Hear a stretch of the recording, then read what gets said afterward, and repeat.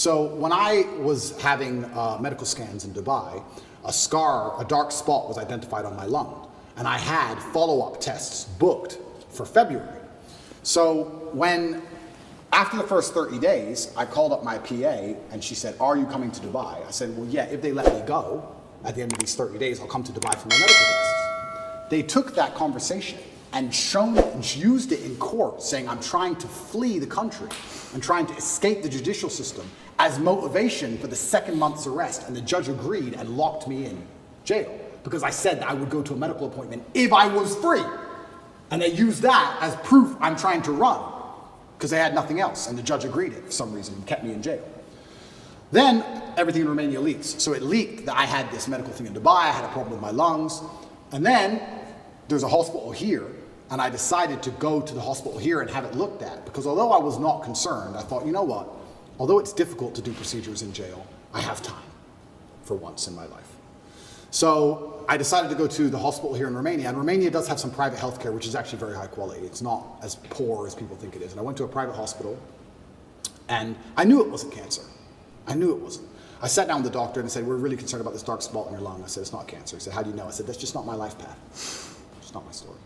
You told him that? Yeah. The doctor was like, "Okay, but we have to investigate." I said, "We can investigate, but it's just not my story. It's not cancer. I have 0%. So I went to the doctors here. In Romania, everything leaks. It leaked out to the press. I had this mark on my lungs. I was supposed to go to Dubai. They denied me going to Dubai. They said that's enough reason to hold me and keep me in jail, which is absolutely insane. All because I had a phone call about a medical procedure. It's crazy. But they were always going to keep me anyway and find some reason. I went there. I had a bronchioscopy. Have you ever had one of them? Bro. I wouldn't call it painful, but it's certainly horrible. So they put a camera in your lung. So it's down your throat, but it's in your lung. It's not down your throat, it's into the airway.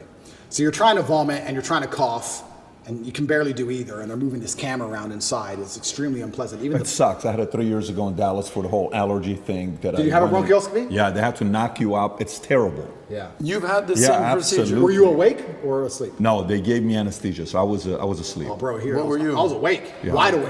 Yeah. Oh, I was wide awake. Sounds exciting. Yeah. They gave me this, they tried to numb your throat a bit, and then they gave it to me. And the doctors all around me. It's kind of interesting because when something is in your mouth and you're choking, you want to grab it, right? So you're on a chair and you're like tied to the chair, so you can't move your hands. So you're like tied to the chair and you're like this, and they put this thing down your throat, this camera, and you're trying to vomit and you're trying to cough, but they can't move the camera when you're coughing.